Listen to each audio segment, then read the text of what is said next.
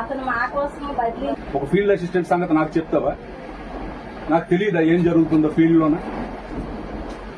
ఈ ఫీల్డ్ అసిస్టెంట్లు ఎవరు?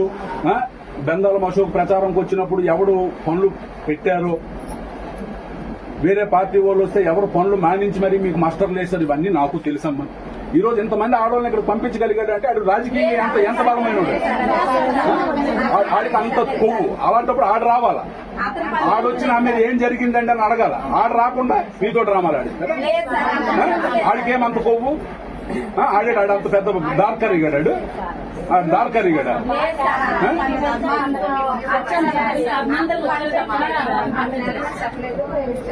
సరే, అదేనమ్మా.